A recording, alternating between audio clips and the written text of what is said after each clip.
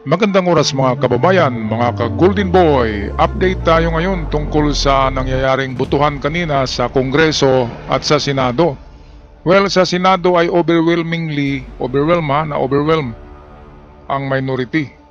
At yung Escudero 13 ngayon ay nagiging Escudero 19. So nadagdagan sila ng ilan ba? 4 o 5 DDS senador. Kaya napakagaling ang paggapang ng mga kung sino man ang gumapang diyan na para mag-convert yung natitirang kakaunti at naidagdag doon sa Escudero 13. Ngayon Escudero 19 na sila lahat.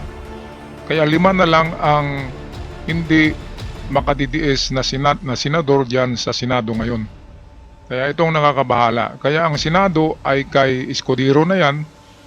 Ngayon punta naman tayo sa Kongreso. Ang Kongreso ay kay Romualdez pa rin dahil sa overwhelm ang boto. Napakarami, 209 yata ang bumoto na congressman kay Senator Amigdat kay Congressman Romualdez para mapanatili niya ang speakership, ang pagiging speaker of the House.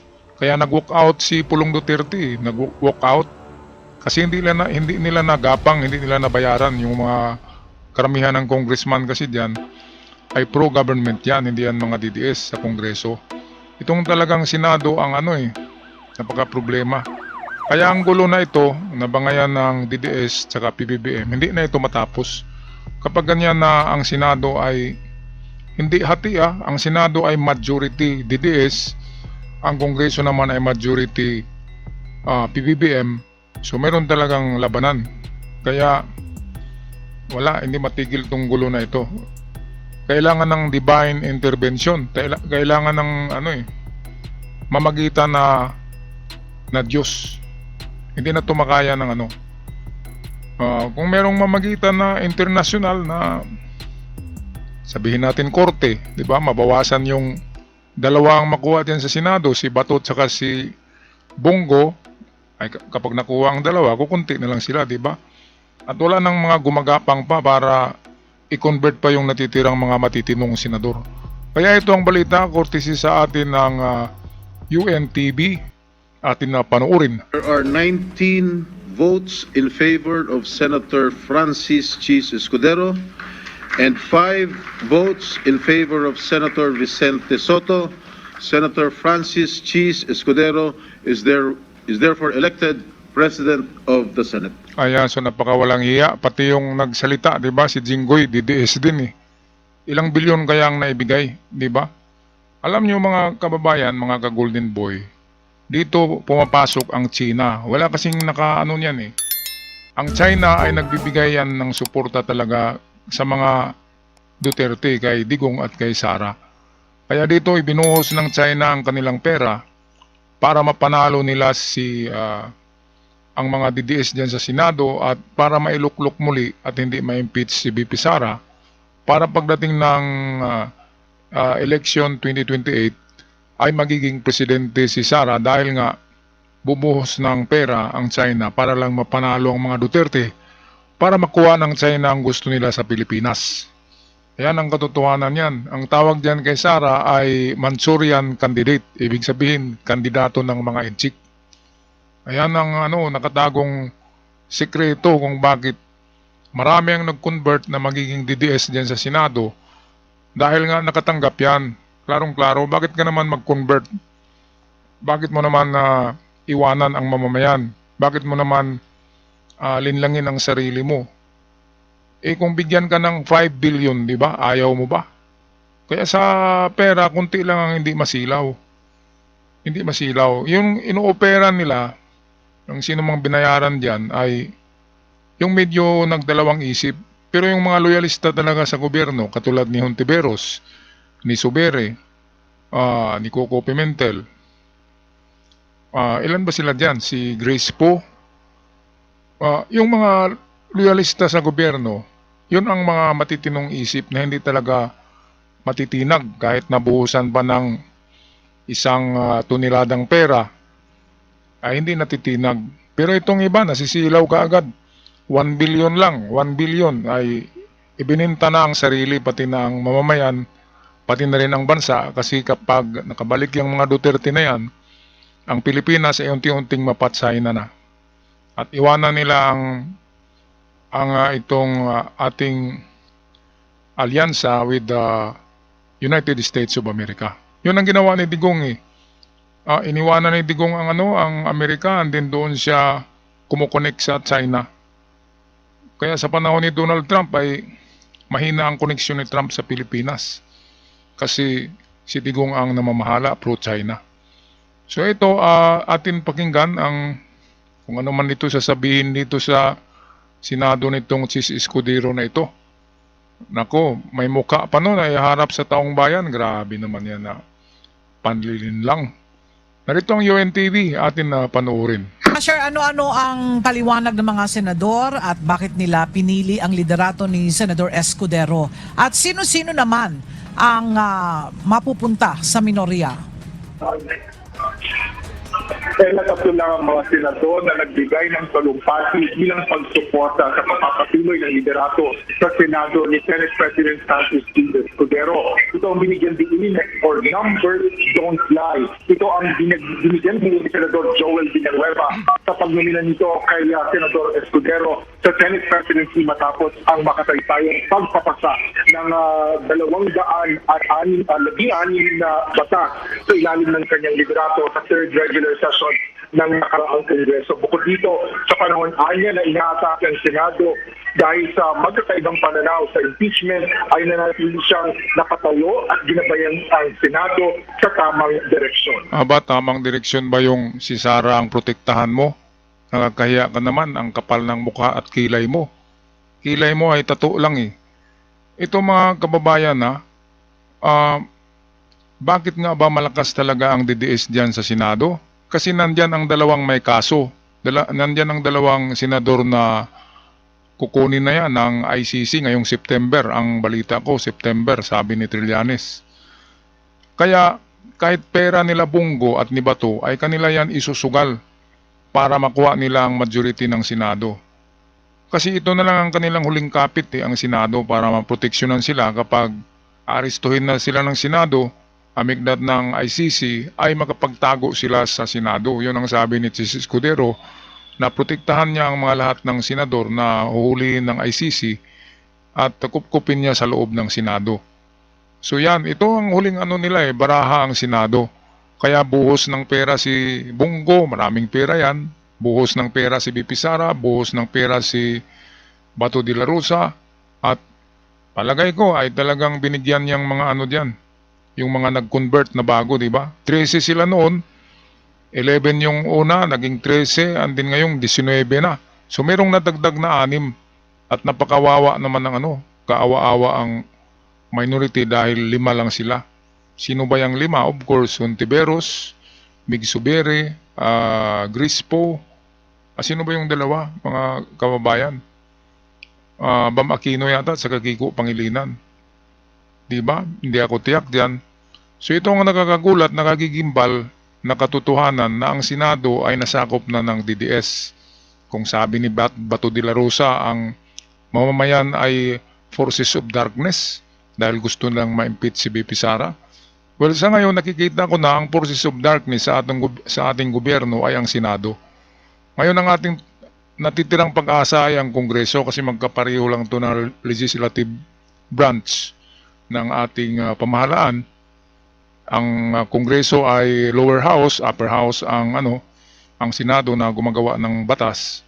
So halos magkapareha lang yan ng power ang dalawa. So ngayon, pagdating naman sa Kongreso ay overwhelmingly majority ay PBBM. So merong balanse. Ang problema lang ay hindi talaga magkasundo to. Walang katapusan na away ito. Matapos lang to kapag nakulong na yung si Bato at si Bongo kasama ni Digong at pati na si Sara, may arrest warrant yan eh. So kung mawala na yung tatlo na yan, wala na talagang galamay pa ang DDS dito sa Senado o kahit man sa Kongreso. Alright, patuloy tayo sa balita courtesy ng UNTV. And now, as I offer my support, once again, it is no longer an act of defeat or surrender. No longer to say, wala akong magagawa. Instead, It is one of conviction. We are making the right decision. The shield-bearer leader with a heart is the right choice. As we formally begin this new chapter, we do so amid a development that once again calls us to reflect on our sacred constitutional duty. Okay, so balikan muna natin tong sinabi ni Calvo dito. Grabe ang kintab-kintab ng ulo nito kapag naglaro yan ng poker sa Las Vegas o kaya maglaro yan ng tungits o kung anong barahan na laro, ay laging talo yan kasi makikita sa sa bunbunan niya yung numero ng kanyang baraha mag-reflect Kasi ang kintab-kintab, grabe no. Hindi niya alam, September, arestuhin na sila Siya, si Bungo, saka si BP Sara ng ICC at tingnan natin kung maproteksyonan talaga siya ng Senado. Okay, so dito naman tayo sa puwersa ng kabutihan. Ito na lang natira nating pag-asa mga kababayan, ang Kongreso. Dahil ang Kongreso ay naninindigan, standing firm dito sa pag-file nila ng kaso ng impeachment complaint against BP Sara Lustay. Kaya ito ang video courtesy ng UNTV. We formally begin this new chapter, we do so amid a development that once again calls us to reflect on our sacred constitutional duty.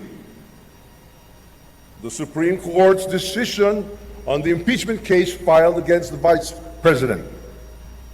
And let me say this with the utmost respect. The Supreme Court has spoken, and we recognize its decision.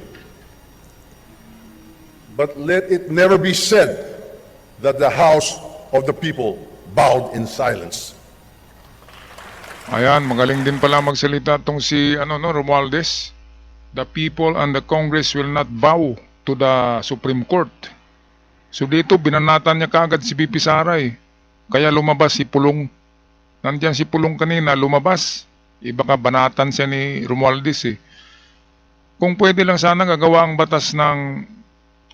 sila ng batas sa Congress na kung sino man yung maninira sa gobyerno ay tanggalin nila at gawing janitor na lamang, di ba? O kaya totally tanggalin sa trabaho. Ganon din sa Senado kapag merong palaging bumabatikos sa gobyerno kasi hindi makausad ang gobyerno kung ganyan na palaging may humaharang at naninira. Kaya yun ang magandang batas Kapag merong bumabatikos sa gobyerno, ay huwag ka nang magtrabaho sa gobyerno. Kasi binabatikos mo siniswelduhan ka ng gobyerno, tapos kinukontra mo pa, napakamali. Kaya gumawa ng batas na ganun, di ba mga kababayan? Anong palagay nyo? Right, balik tayo kay Romualdez. At the time, we draw a line. The power to initiate impeachment is the exclusive domain of this chamber. It flows from the people's will and rests solely on the clear language of the Constitution. It is neither granted nor guided by any outside institution. The court may close a case, but it cannot close a cause. The pursuit of accountability is not a moment. It is our mandate. Ayan, so dito natin tapusin. Mandate talaga ng Kongreso ang paghabol ng accountability ng mga ninakaw na kaban ng bayan. Kasi napakalaki, nilustay lang 11 days, 612 million. At ayon sa nag-analisan yan ay napakarami palang magawa na paaralan. Nasa 200 ka paaralan, merong mga computers, at merong pang scholarship na maibigay sa mga estudyante. Kasi ang pera na yun ay sa DepEd yun. Yun ay confidential fund na para dapat sa proyekto ng DepEd. At nilustay lamang ni BP Sara. Ay naku, grabe no, kaya ang dami-daming pera Kaya palagay ko binibili talaga yung mga senado dyan na bumaliktad. Kasi biglang nagiging Escudero 19 galing 11, nagiging 13.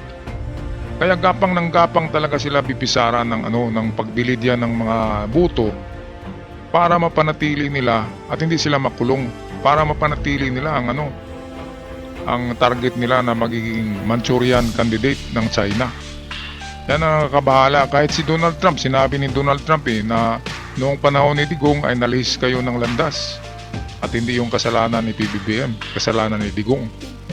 Isang araw daw, gigising tayo na ang ating presidente ay si Xi Jinping na. Yun ang sabi ni Donald Trump, mga kababayan. Kaya totoong-totoo itong sinabi ko na Manchurian candidate talaga yung mga Duterte na yan. Kaya hindi mauubos-ubos ang pera dahil nga suportado ng China. At bakit naman nag-interest ang China sa Pilipinas? Of course dahil diyan sa WPS na napakaraming oil reserve na nariyan. Kasing dami daw ng oil sa Dubai ang meron diyan. Kaya yan ang pag-asa din ng China na hindi magutom ang henerasyon nila sa susunod na panahon. At kapag napunta yan sa Pilipinas, tayo ay magiging parang Kuwait. Yayaman tayo. Kaya wag natin ibigay kahit isang pulgada, sabi ni PBBM.